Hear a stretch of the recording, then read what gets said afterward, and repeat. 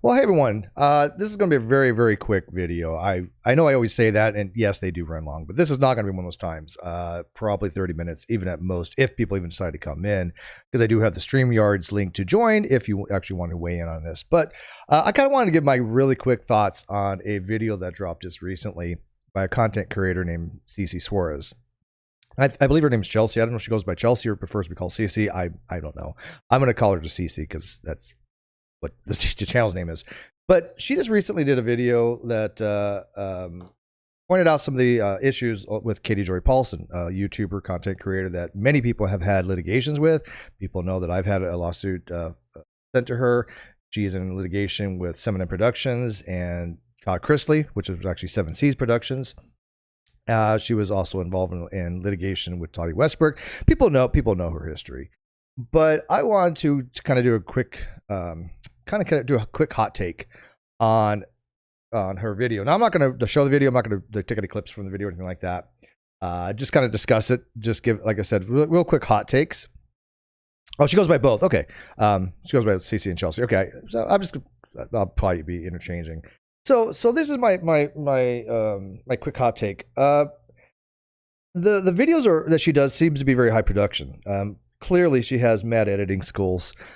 She really has a good sense for that stuff. Great equipment, and the production quality is through the roof. I thought it was a really good video. I mean, all in all, I think that CC set out to do something and she accomplished it. There were some little issues that I had, which I will talk about, which was not really even CC's thing. It mainly lies that Katie Joy had that were on the video that CC wasn't able to address, and I don't blame her for that. She wasn't probably familiar with it enough to talk about. But I want it for the record corrected. My only quibble actually with the video is that I wasn't a deep dive. I wouldn't call it a deep dive. It was very shallow. But I understand why she did that.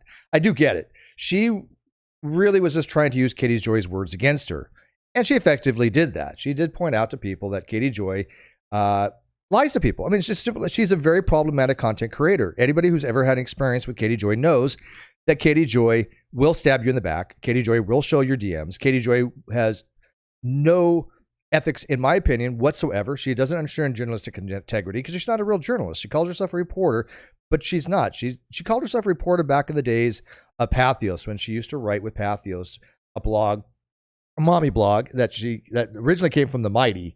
And then while working with Suzanne Treatmaker, she called herself a reporter, but nobody ever really referred to her as a reporter because she's not a reporter. She has no education in journalism, doesn't understand best practices, doesn't understand some of the concepts involved of journalistic integrity.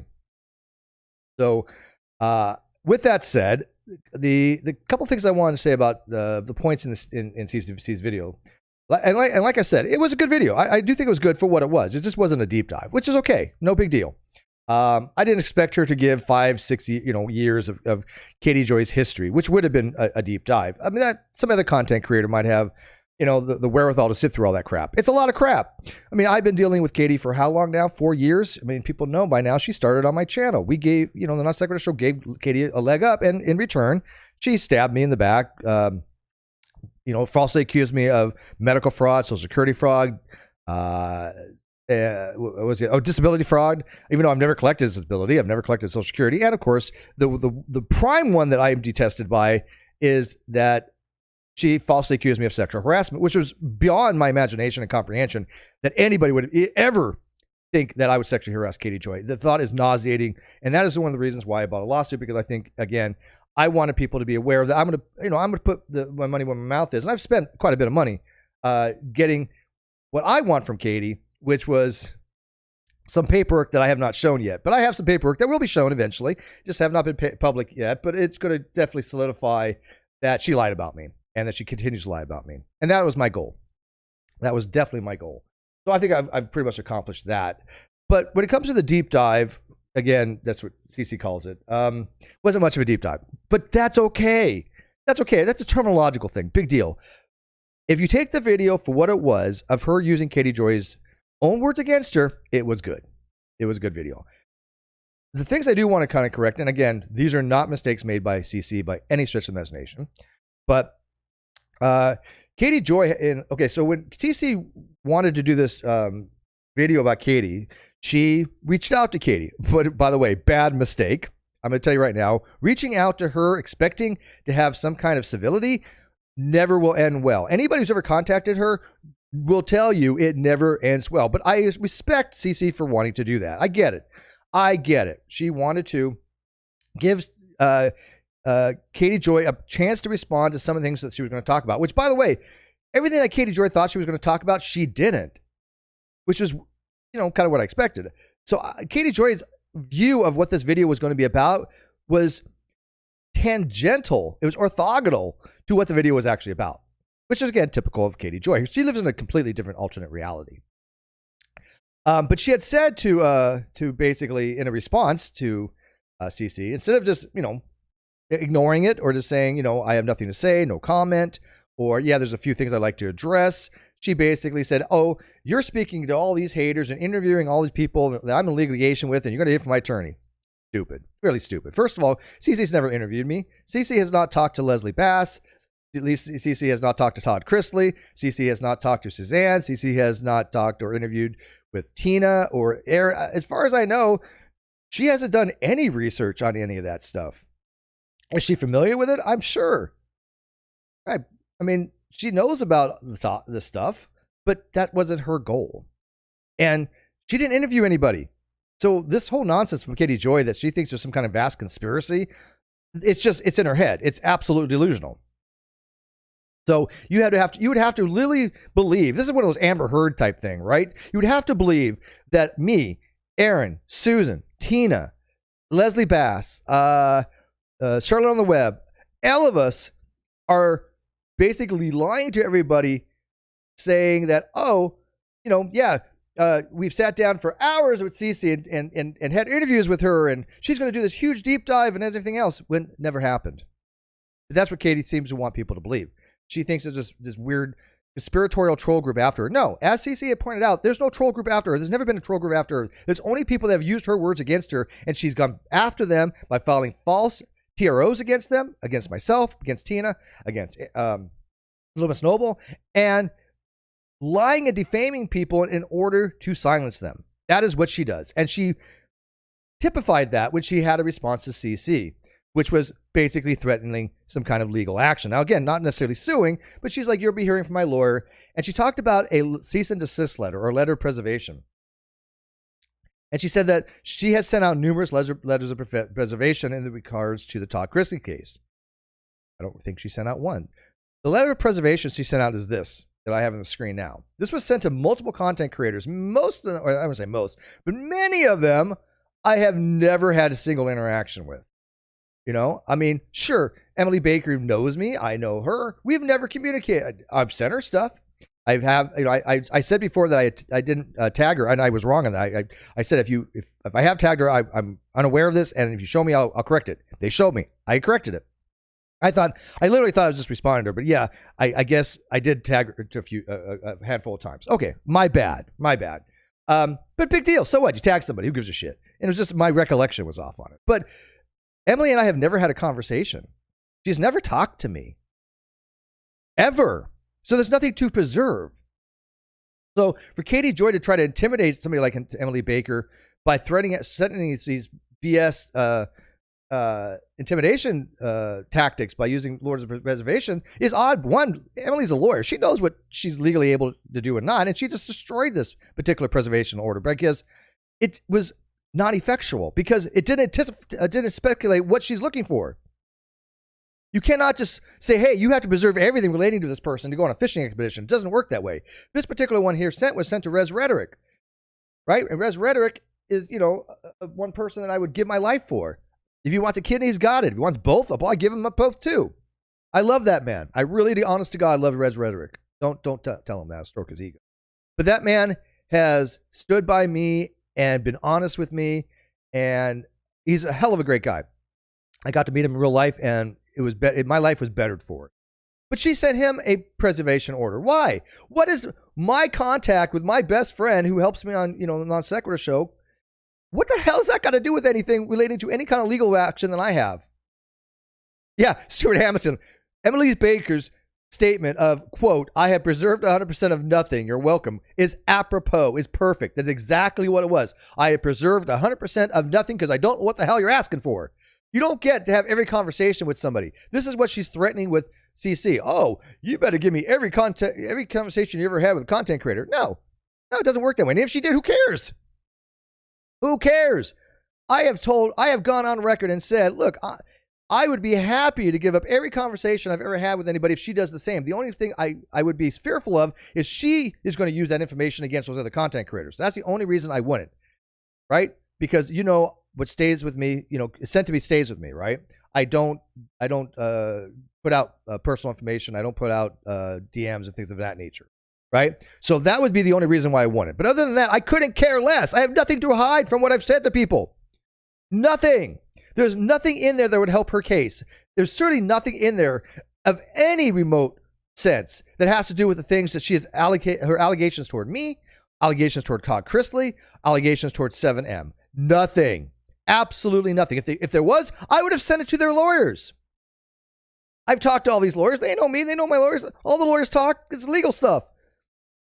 But there's nothing. There's absolutely nothing in my communications with any of these people that she sent preservation orders to that would help her case in any way, shape, or form. And it doesn't work like that. She would have to say, I cannot prove my case unless I have these, things, and I have reasons to suspect, blah, blah, blah. And she'd have to have a very valid reason, like who does? Todd Chrisley, right?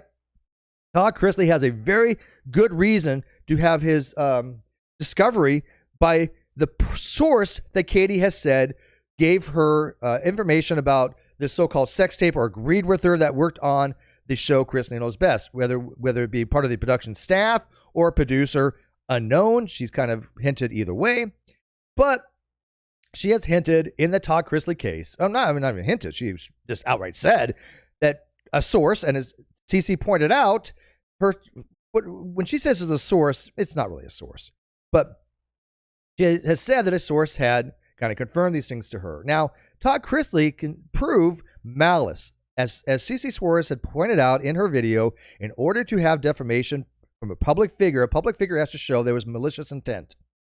One of the ways to do that is if you fabricated stuff. Now, Katie Joy has falsely accused me of fabricating screenshots. There's no evidence for that. There's zero. It's impossible. I never did. And I actually have the evidence of where certain screenshots came from. They were not from me, and nor do I believe in any way, shape, or form they were fabricated. If they can be proved to be fabricated, I'll be the first one out there going, you know what? Yeah, I was duped, man. I was duped. They're fake, and I apologize, and I retract it. But I am absolutely convinced they're real, but I did not make them. That is for certain. And the person who sent them to me, I absolutely believe did not make them. But malice would be if I made those screenshots. In her complaint against me, she has said that I fabricated screenshots in December of 2019. That is an outright lie. There's no evidence for that. There cannot be any evidence for that. But that is what she does. So, when it comes to Todd Chrisley, she made these allegations, these outright statements that she has a source that was from his production team. If she cannot produce that source, he wins his lawsuit. It shows malice. It shows that she had the intent to lie about him maliciously. Now, she can try to hide behind some kind of journalistic or reporter shield, but it doesn't work that way. As CC points out, she's not a real reporter. And even if she was, it wouldn't work that way. But she thinks that as a reporter, it gives her special privileges. It does not. There's no legal precedence for that. Not in a case like this. And what's worse is she has admitted she doesn't know the name of the source. Well, then you didn't do your due diligence, and therefore you're reckless, and therefore you're whole liable for defamation because it's malicious. Either way, Todd Chrisley has her bent over a barrel. I mean, he basically knows he can win if he doesn't get sidetracked by the other legal stuff, he will win his court case against Katie. Now, do I think he has the strongest case against her at 7M? Probably not, but it's still a good case. 7M just got her dead to rights as well. She has said multiple defaming content against them that there's no evidence for, and it's malicious, obviously in nature. Let me check the live chat here. I apologize. I haven't been paying attention. I've been focused just to get these points out. Dargis says, Katie Joy Paulson is trying to intimidate others to silence them. Who would have guessed? Right? Who would have guessed this? Oh, just about everybody, right?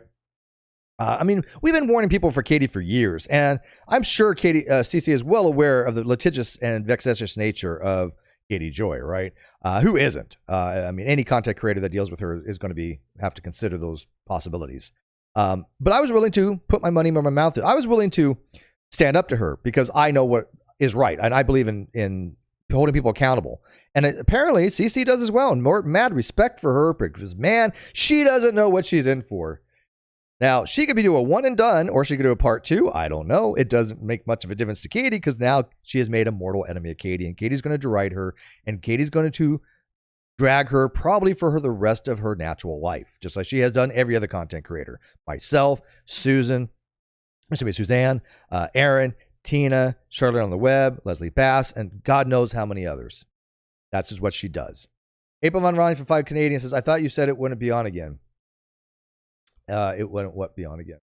What are we referring to? But anyways, I just want to show that in the letter that she had wrote to CC saying that there was a preservation order sent out for the Todd Chrisley case. No, it wasn't. It was for my case. And it was ridiculous. It was pro forma. It was actually just a cut and paste type thing. It was a thing that you can send out like 2,000 of them for a certain amount of dollars from the legal guy that she has, who is I believe a real estate lawyer.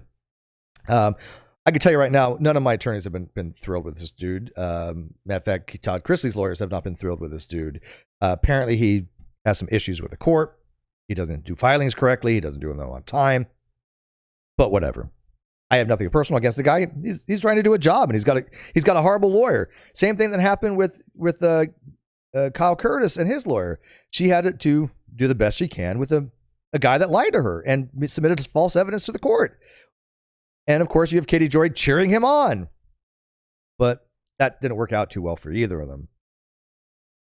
So I just wanted to point out that was the case here. So this was the actual preservation order. Demand for preservation and evidence of electronically stored information. Steve H. McRae versus Catherine M. Paulson.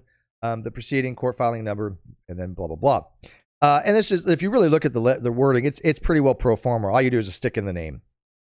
Right? This was not originally written by that law firm. This was something that you could find on the internet. Why? Because I found it. Okay, other people have found it.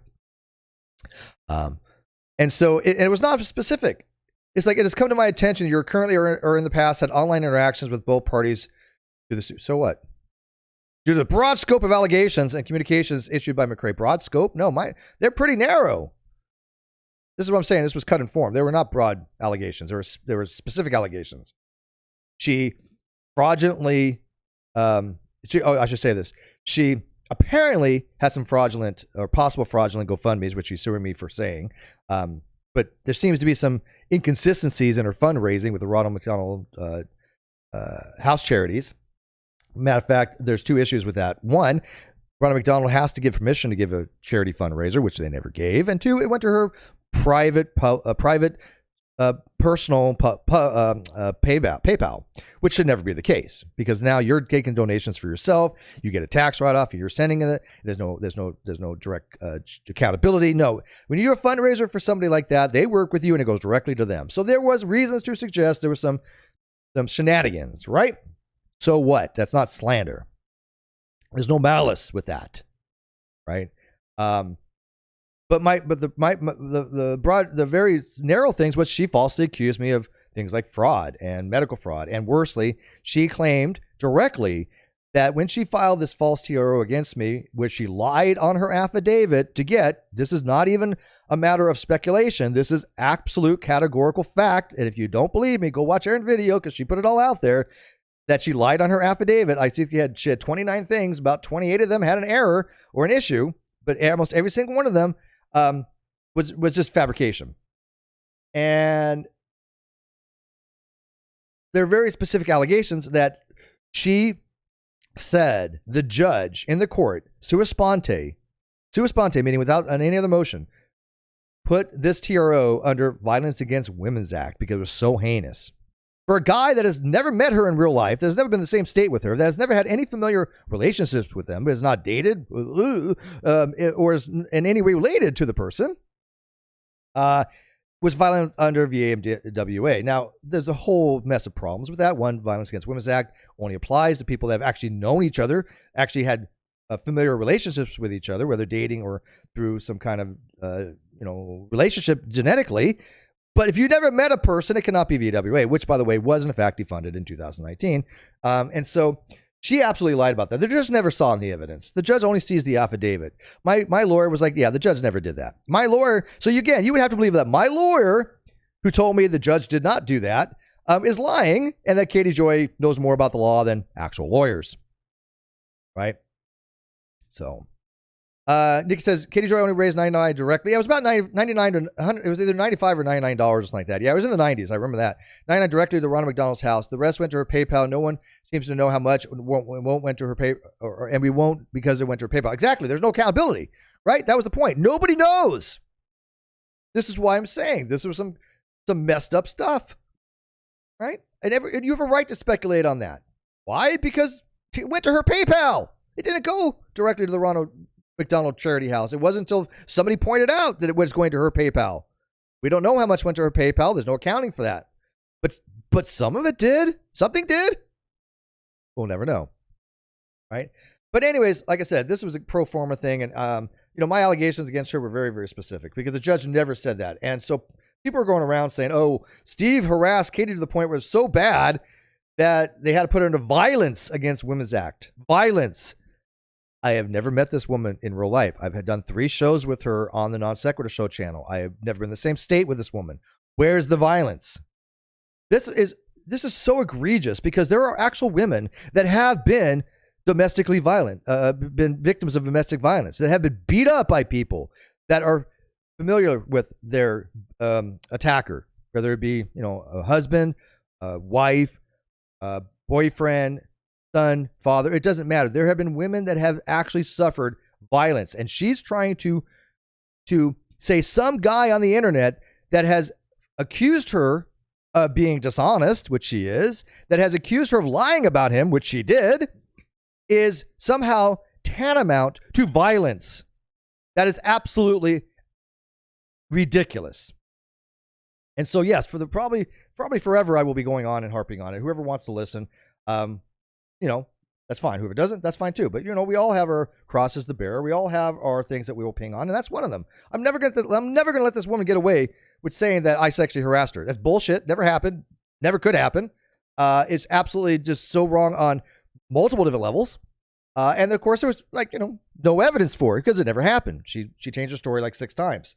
But I find it to be so detestable, not just because of me, not just because that she was willing to lie so egregiously about me, but it harms actual victims of sexual harassment. I work in an industry of loss prevention and security where something like that is taken very, very seriously.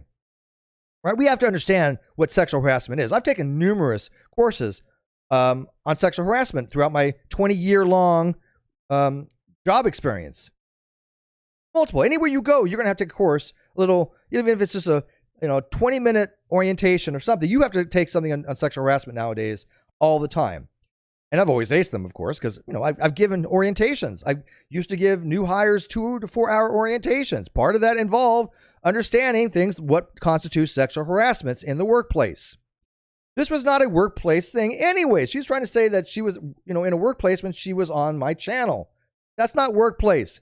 She was a guest, if anything, maybe elevated to a co-host for Kyle, because she certainly wasn't for me. She co-hosted with me once, only because Kyle was sick, and I had asked her to. So when she says she had told Kyle, oh, well, I never want to stream with Steve again because he was making inappropriate things to me, where is the evidence for that? Because I have our conversations. They're not in there. In fact, those conversations will be made public. I guarantee it. I swear to you, they will be made public. I have them. Nikki has them. Aaron has them, and a few other choice people have them. And if I don't put them out personally, they will. If something happens to me, they will put them out. So they will be put out one day. And probably pretty damn soon. Probably much closer than you think. Because those personal conversations I have with Katie, which I normally don't do, I don't put out private conversations, but when it involves legal things like this, then I am absolutely justified to, because she had claimed that I had threatened to make a apology video. And this ties in with the CC thing here, because if you watch CC's video, there's a portion where she shows that Katie's has not struck a channel since August of 2021. That was my channel. That was the Great Debate Community channel that she struck on that particular August strike, I believe, because that's about when it was. Now, I will be straight with you. Yes, I directly uploaded that video. There was no transformation for it. That is why I didn't fight it. But I figured it was a apology video, and people mirror things all the time. People ask, "Hey, Steve, I did an interview with you. Can I mirror that interview on my channel?" It's a direct upload. Yeah, of course. But I usually tell them just add a bumper of some kind, right? Just so it doesn't kick in the algorithm for the content match where it says, "Oh, you're just re-uploading and you get demonetized," because that can happen. That happened to one of the content creators on Katie's side on his main channel because he was just re-uploading stuff. So I don't want that to happen to anybody. So I give them, a little bit of advice. Hey, just make it a little bit transformative by adding a bumper, right? But yeah, it's called mirroring. So it's been a practice for quite some time. But this was a video apology to me. So yes, I did put it on my Great Debate Community channel, and she struck it and then it lied and said she never apologized. Okay, it wasn't fair use. I admit that. I always admitted that. I never fought it either. And then she has the audacity in her TRO to say that I stole her intellectual property and that I had threatened her, quote, threatened her to make that video. That was a lie. I had the conversation where we're talking about making that video. There was no threat. Other people have read it. Nikki has read it. She's in the live chat right now. She will, I guarantee, tell you straight out, there was no threat of any kind. It was Katie's suggestion to make that video. I said, that's fine. If you do make a video, I will tell people you're off my radar and we'll go over it and review it. And I only ask that you put the links to the Death of the Non Sequitur show and one other video on it. And I don't remember what the other video was. And she said she would. No threat whatsoever. First of all, I have never sent Katie Joy an email ever of any kind. None. And the email I have for her that she had DM'd me one time when I was going to send her something because of a project that I was working on, I never did. So when she says she has emails from me that she did on Kay Baxter stream saying that she got emails from me threatening her to make an apology video, that's an outright lie. Now, one day somebody will do a deep dive on Katie, on all this, and they'll ask her, Katie Joy, you claim you have emails from Steve threatening you to make a video. Where are they?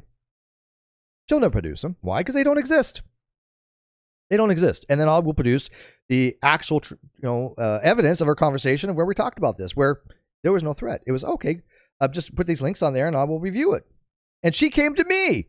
She actually, on Twitter, it's still there, said, hey, Steve, I have some information that might help you with the Non Sequitur Show lawsuit. It was September 22nd, 2019. And that's the last direct communication I've ever had with that woman. The only other communication was a month later on Instagram, where it wasn't even with her. I just tagged her on Instagram, but I have not talked to that woman. I've not left a comment on anything since 2019, September 22nd. I remember the date very well. So, all right. The other thing I want to talk about is that when it comes to these strikes, she has said that she has never falsely struck a content creator. Now, again, I'm not saying that the strike against the apology video was a false strike. It was not a false strike. That is why I didn't fight it. But I, under the impression, if somebody makes a video to apologize to you, they're kind of giving you permission to put it on your channel, maybe not explicitly. And I didn't ask her explicitly, so I can't say that I did. But, I'm like, okay, let's see if she really means this apology, right? Clearly she didn't. Because not only did she strike it, she said it never happened, basically. She basically, at first said she never apologized to me, and then she said, well, he threatened to make to apologize to him. Outright lie. 100% categorical outright lie. Now, this was a false strike. This was the dumb F of the year. I'm trying to keep my cursing down because I guess YouTube's really not liking it lately. But this was a video that I had made to promote her for DF of the year. And it was basically Katie Joy saying that when she got older, she felt that she had the right to harass younger boys. Her words, not mine. Again, this is what CC does, using her words. Her words were, as she gets older, she felt she had the right to harass the younger boys. I made a video about this. She struck it, even though it was completely transformative. Absolutely transformative. It was a lot going on in it. Just I used some clips. She struck that maliciously. I fought it, and it's still up to this day. So when she told CC Suarez that she does not falsely strike, and she only showed her screenshot of an August, whatever it was, 2001, which was her striking my channel. I'm pretty sure that was the right date. She neglects to mention that she did, in fact, strike my channel for this particular video. So that was, an outright lie. Now, again, here's the thing. I know you all know she lies. This is not even a matter of, a speculation at this point. CC's well aware that she lies. But it is right here, very clearly, takedown issued by, without a crystal ball, Katie Joy Paulson, DFOT, 6th annual. That was a transformative piece. That was not just some straight upload. That was fair use. That was her falsely striking my channel. And of course, I fought this one because it was fair use. And that video's still up to this day. So, yeah, Katie Joy lies repeatedly about people. And she will go after content creators. And she will go after the people that have been discussing her for a very long time. And she probably will be going after CC for a very long time. And I think CC is aware of that, but doesn't care. CC's, I have to admit, I really empathize with CC when she said, if you've watched a video, no spoilers, but go watch a video. But she basically said, look, she doesn't watch any of the troll stuff on her. She recognizes that as somebody on YouTube, you're going to get crappy people that make crappy videos about you. It's just the game. I get it. Now, the trolls I have against me are next level. I get that. These people are psychopaths. Outright freaking psychopaths. These people are dangerous. These people have gone, swatted people, like Michael Saltz, which is Todd Westbrook's lawyer. Yes, that did happen. There was an email sent to the FBI or police agency saying that he was going to kill his daughter and wife. That's swatting. That is SWAT. They were going to go, swat him, but they recognized that this was a false email. This was an email that she had faked from Michael Saltz, one of the, not Katie Joy, that one of the trolls that Katie Joy always talks about, she calls an UK stalker, did. So yeah, these people are dangerous. And of course, you have people that have called the FBI on me. You have people calling medical on me, and medical's like, what's the issue here? Because they're idiots. And I'm sure the FBI said, well, what are you complaining? What's going on here? And when I asked the guy, so when you call the FBI on me, what'd you tell them? Oh, I just told them everything Kyle said. Like, they give a shit? Like, that's what you're going to call Kyle, who was found liable for fraud, who was found liable in a court of law for breach of fiduciary duty, breach of contract, unfair and deceptive trade practices, right? That's who you're going to tell the FBI when he actually has now admitted on a confession of judgment that he has no evidence of any of that stuff. So you wasted resources by calling the FBI on me, not Katie Joy, but one of the trolls that I have. You wasted your time calling the FBI on me. Just tell them what Kyle said. Kyle, who also is a now established domestic abuser because he beat up his boyfriend. Again, people that have real life domestic violence in their lives. So for her to minimize that by saying that the judge put it under VAWA, I find it to be so morally egregious and detestable and sickens me. And I'm telling you, that is the kind of crap that somebody who wants to do an actual deep dive would be able to do if they want to interview me or anybody relating to that topic. And again, I'm not disparaging CC. I just want to call it a deep dive. Her video was good. It was very good. She accomplished exactly what she set out to accomplish by showing Katie basically lying by her own words, right? Because she said that she doesn't dox people. She does dox people continually. She doesn't use information she finds on the internet that she has to pay for against them, which is against the TOS for doing that, which she does. And the third thing I want to talk about, and I'll get to the live chat. And by the way, there's a link to join if you want to ask me questions in the live chat. You can join StreamYard's link is pinned. But I'll get to that though just in a second. But the third thing I want to talk about is she continually goes on and says that the charity, or I wouldn't call it charity, well, the charity fundraiser, I guess, the Super Drive chat that I had for Leslie Bass had to do with Leslie Bass's paying off of a truck or bankruptcy. That is an outright lie. The way that came about, and Renelle had asked me about this, and I gave her the deets, and God, I respect Renelle. Renelle, if you want to talk about a reporter, Renelle understands reporting and journalistic integrity. She's not a reporter, yet she understands these concepts much more than Katie could ever hope to. I have a saying: honest interlocutors get honest answers. I live by that motto. And every one of you has come to me and asked me questions. You've got an honest answer. So Now that asked me, did you or did you not come up with the idea for a fundraiser, charity fundraiser on your channel for LB? Absolutely. And this is how it happened. Leslie Bass was in a live stream, and at the time, Katie was striking a lot of channels. She had asked for trolls even to strike channels, including mine and Leslie Bass. We have these DMs of her asking people to go strike, falsely strike these channels, which she tried to do. I have other things that, YouTube will, investigate. And when they find, it's so funny. She should have had her channel, I think, taken down, because when she makes false allegations, you should be held liable for it. But that never happened. But she did ask for trolls to go falsely strike channels. Leslie wasn't able to stream during Christmas due to one of these strikes. Whether it was a community guideline strike or copyright strike, whatever, it doesn't matter. It makes no freaking difference at this point. What matters is that I felt that Leslie was being unfairly targeted and shut down by Katie, and she wasn't able to stream during Christmas, and she has 5 kids, and I wanted her kids to have a nice Christmas. That was it. Well, okay, one other thing. Yes, I knew it pissed Katie off. Sure. Okay, fair. Whatever. Look, no human is completely altruistic, right? No such thing as pure altruism. I'm sorry. It just doesn't exist. But I think the honest people recognize that. So I had the added benefit of helping 5 kids and pissing Katie off. Sounds like a good deal to me. And so I was watching her IG, and I just came up with this, and I asked Leslie, hey Leslie, do you want to come to my channel and have a Super Chat fundraiser for your kids? And I'm telling you, it had to be more than, 15, 20 minutes. It could have been that long. We were on my channel up and running, and we made about $500 for her kids.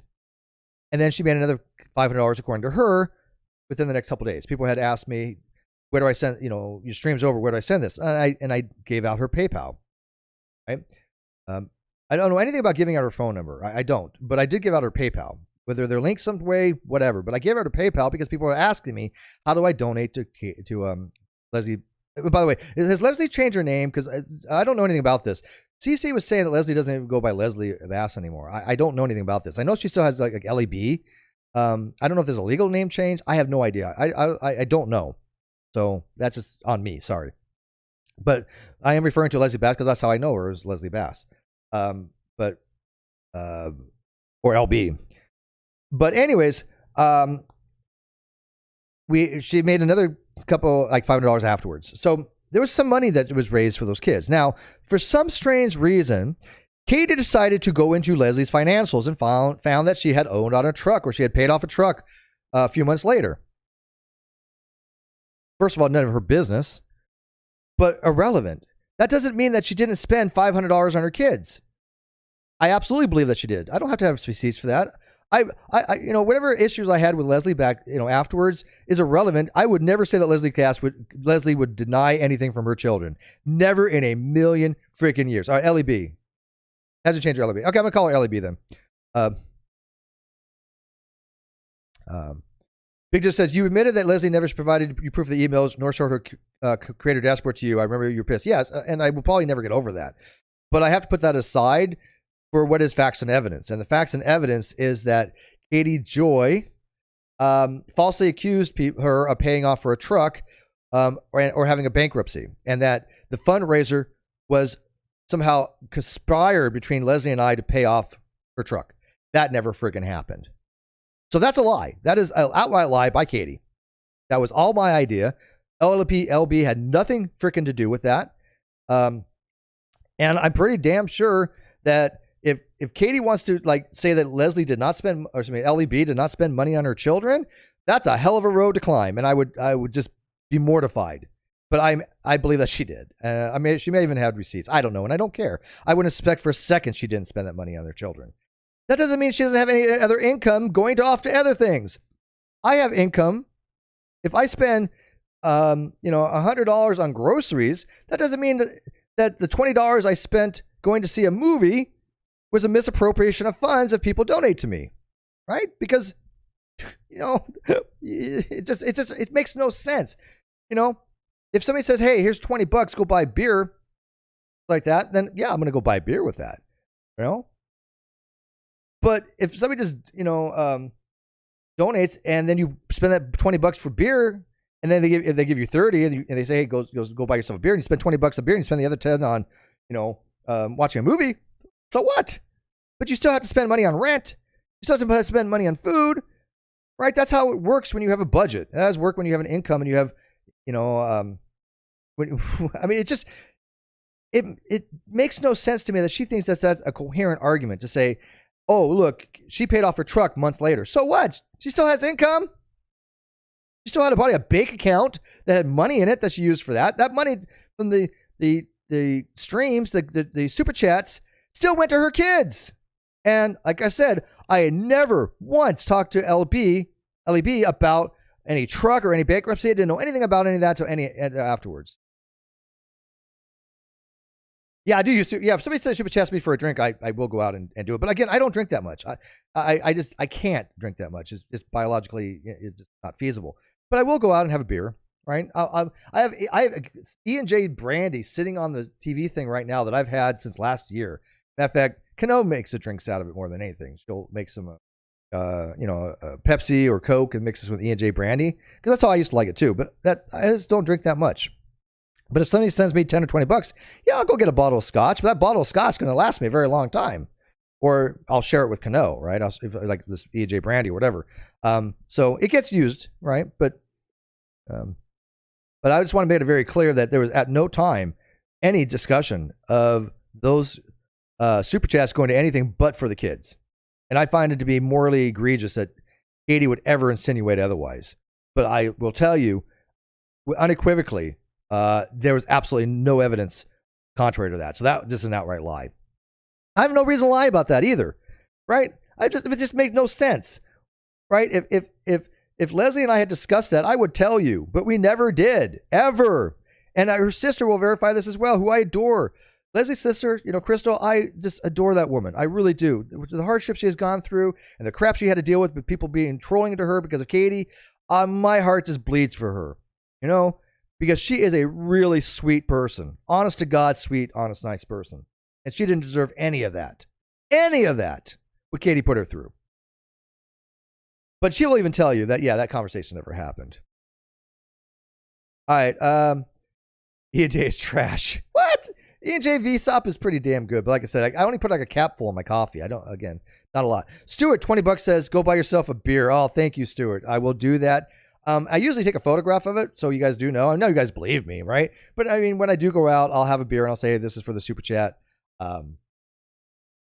Last time I went out, I had a couple things of scotch, singles, but I nursed them for like 2 hours, right? I have been drunk since my birthday, which was February 14th, and I fell down and busted my open and minor concussion, all that. And I'm like, this is why I don't drink, because I'm a lightweight. I'm just a lightweight. I'm not a big drinker. Not that I don't like the taste. It's just, it upsets my stomach quite a bit, and it just doesn't really make me feel like it used to. But I like it. Like I said, I like a good scotch. I do like that. You're only allowed to buy a beer with it. Deal, Stuart. And I'm not even going to buy an IPA with it. I'll probably get an ale or Michelob Light or Bud Light. I usually drink Bud Light when I go out because it's less calories. And I can just nurse a drink for quite some time. But anyways, sidetracking. But I do appreciate, Stuart, the super chat immensely. And I will go to that cause. I promise you. All right. So what questions do you have for me? Again, I'm not going to make this very long. It's already been 40 minutes. I'm going to keep this down without question less than an hour. I said it's going to be short. Less than an hour is short, especially for me, because my last stream went 2.5 hours. But this is going to be 100% less than an hour. But if you want me to continue for another 5-10 minutes, I will. Only if you have any questions for me. If not, then I appreciate you guys watching. Go watch CC's video. It just points out what everybody's already known. It points out especially that if you're a content creator and you are not prepared to be basically lied about, then you have no reason to do a collab or anything with Katie. Just you have none. But the ones that do work with her, the ones that are working with her, are absolutely dishonest as she is. They are the ones that are guns for hire. They are the ones that lie about people with impunity because they get paid to do so. And yes, there's evidence of that. That's just not me talking on my butt. There's actual evidence from Katie's husband that he paid people to basically, lie about people, because that's what they do. Their hit pieces are left and right. But as CC astutely points out, That's what happens on the internet, right? You can't stop people from being dishonest. You can't. All you can do is try to minimize it by getting the truth out there. But these trolls will be around forever. Once they find a target, they just don't stop. It doesn't matter what you do. You could show them every shred of evidence. You can show them your entire computer system. But because they don't understand context, because they don't understand anything they read, because they're stupid, or they're just malicious and evil and don't care, they're never going to stop. It's just not going to happen. CC seemed to have figured this out because she seems to have people that have been trolling her. So she gets it. Most content creators, they get it. They always have that one or two people, or in my case, a dozen, that latch onto you and never let go. Whatever. You know, as Reds points out, the best thing to do is just starve them. And I've always said that too. Just don't give them air. I don't talk to them. Haven't in years. I may tweet something out here and there, but other than that, I don't give them any auction. You know, though, and that's what's funny is that's why they'll start up every so often, and they'll make stuff up, right? The rule of thumb for Katie's playbook is if she can't find anything on you, she will create stuff on you. That's a rule of thumb, right? So, anyways, you guys are moving on to the drinking stuff. How funny! That's typical of my live chat. But how many guys, real quick, how many guys have watched CC's video? And how many plan to intend to? April for 10 Canadian. Does I give up asking my question? Here's some money. I'm so sorry. Did you ask a question? I didn't see one directed to me. If you didn't, if you have a question, at me, or come on in. But I won't get my what question? I'm sorry, I wasn't. I'm looking for my name and highlights. I'm sorry. Oh, I'm sorry. I'm so sorry. She said, I thought you said you want to be on again tonight. Where did this show come from? Yeah, I'm sorry. I hadn't planned on it, but then I watched CC's video. I'm like, okay, I'm just going to do a quick review on it. I was actually supposed to go live on Non Sequitur tonight too with a lawyer guy, talking about First Amendment and Second Amendment auditing, and maybe with James Freeman. I think we had to postpone that till Saturday. But yeah, I kind of I ran late on my review of Rebecca Watson's, aka Skeptics video, which was again horrifyingly bad. If you haven't watched that, go check it out. It is long, but it is, I think, very, very detailed, and it shows exactly why I think people like Rebecca just are not interested in any kind of actual facts. And then I do think that people like CC are interested in facts. I don't think they like to speculate, but when they do, they admit it's speculation. Nothing wrong with that. People speculate, but what Katie does is put speculation out as fact, and you cannot do that. That is dishonest. She had posted something about you again. No, I don't think she's posted about me. She won't talk about me. I'm surprised she even mentioned my name the other day. She won't. She's scared. She's scared. She doesn't want this stuff out there. She knows that I have the actual evidence to show that she's committed all these things.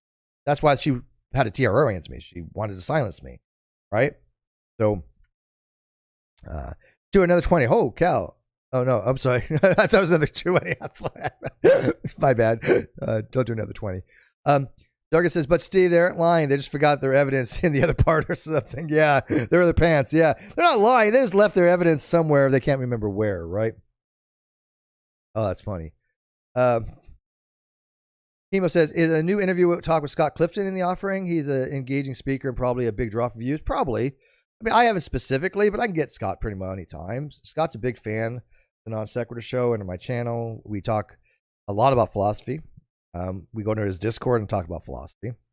So yeah, anytime I wanted to get Scott on, I could. I just haven't had a reason really to get Scott on. Scott on again, I guess you can say. But yeah, nothing's in the works right now. But if you have something you think is interesting, let me and Scott know. Sure. I do have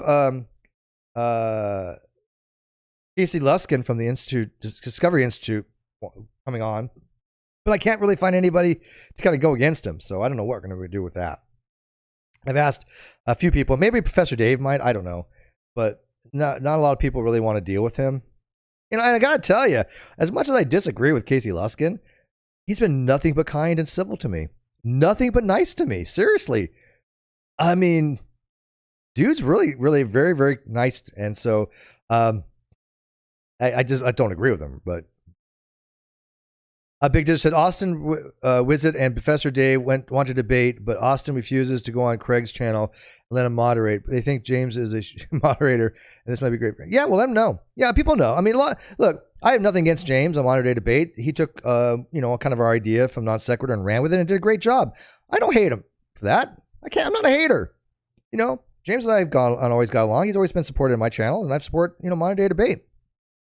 A lot of people are like, oh, well, Modern Day Debate's the new Non Sequitur. So, whatever. Good for James. He worked hard at it. He's got a lot of big names. He has, but he has some guests on I would ever have on, but that's just me. That's just me. But some of the names I could have had on, I know, like Lawrence Sutton was on Brittany Simon's channel the other day. I was on Brittany Simon's channel not too long ago. I know Brittany personally. I used to live next to her. We used to be 15 minutes from each other. And we used to, meet up for coffee and have philosophy discussions. So, I mean, yeah, I'm not trying to get big names right now. I'm kind of like easing into that. I kind of want to, get back with some numbers before I start bringing in the bigger names, right? But if you want to arrange something like that, let me know. Help me out. So, I'm going to watch a stream with you and Clifton outlining the Frig Geach thing. I can't leave it alone. Why you want to have a show on the Frig Geach embedding problem?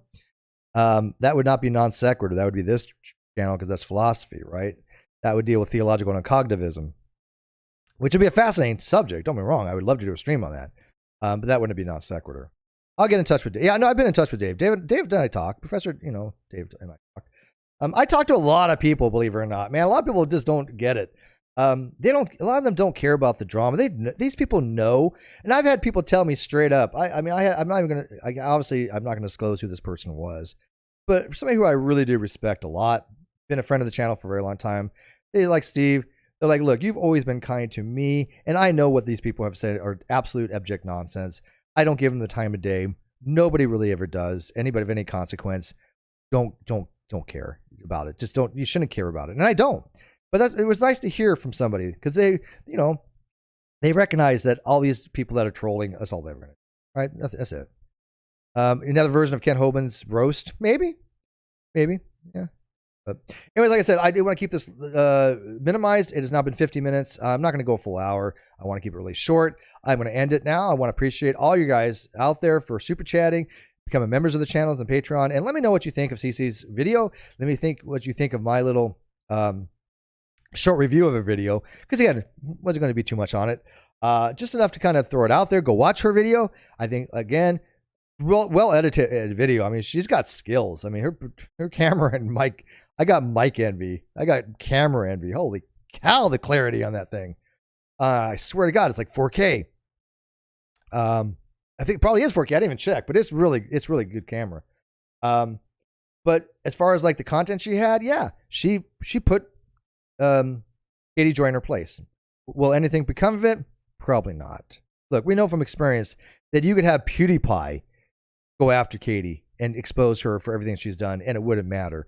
Katie's sycophants are sick people. Katie's followers either one are just absolutely ambivalent toward Katie's antics, or are unaware. And if they're unaware, they're not really trying very hard, and they just, again, probably don't care because they're all over the place. Every content creator that Katie has dealt with, all the way from Jeffree Star, Shane Dawson, Tony Westbrook, Keemstar, Creepshow Art, who came after me, right? Her video against me has like 300,000 views, right? And I warned people about Creepshow Art. I told people that this was a hateful, spiteful, mean person. That was just like Katie. Hashtag found out I was right. You know, she ended up stalking Emily Artful for how long? And she, so, and another video you should go watch is by the Creepy Reading. Go watch the 9 worst YouTubers, part 2. The 9 worst YouTubers that need to stop by that Creepy Reading. Great guy. Very, very skilled. He has Kyle Curtis. He also has Onision. He has the Creepy Reading. And he has Chris Hansen, which are all kind of tied in together nowadays for some various reasons of going on in the Catch a Predator community, who have reached out to me. I've responded to them. I wish them, the best for their community. I'm not part of their community, but yeah, they were nice enough to get my side of things, and I really respect them for that. And they knew I was telling them the truth. So Big props to the catch predator community on that. So, and I know I've never interviewed with Chris Hansen. I just interviewed with his producer. And I told him I would. I told him he wants to record it, he could. I have nothing to hide. If I'm going to give an interview with somebody, yeah, of course they can record it. Absolutely. Do what you want with it. All I ask for is send me the unedited version, right? Because I want to make sure it's not tampered. Not saying that they would, but it's nice to have an unedited copy because there are some other people out there that have done Frankenstein cuts and unedited and, just put words in people's mouths. I've seen it happen, literally. There's a dishonest lawyer out there that has associated with people like Emily Baker that has done exactly that thing. You need to watch the new documentary video about Creepshow. I had no idea how deep it went. Oh, yes. Yeah. Well, go watch, again, big digits. Go watch that Creepy Readings video. 9 worst YouTubers that need to stop. Number 4 is Kyle Curtis. It's 12 minutes and 44 seconds in. I know it by heart by now. But he also mentions me in the Creepshow Art video because Creepshow Art came after me for sticking up for somebody I believe was being bullied. Yeah. Why? Because Creepshow Art was a bully. She's sick. But I told people at Creepshow Art, they didn't listen. I told people at Katie, they didn't listen. Whatever. But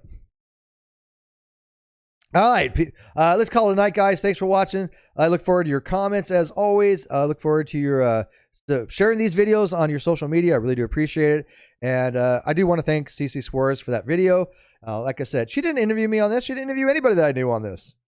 Everything she got on that video, she got from public sources about Katie because it came from what Katie was saying. My only thing is I wouldn't call it a deep dive. Other than that, great video. Good night, all.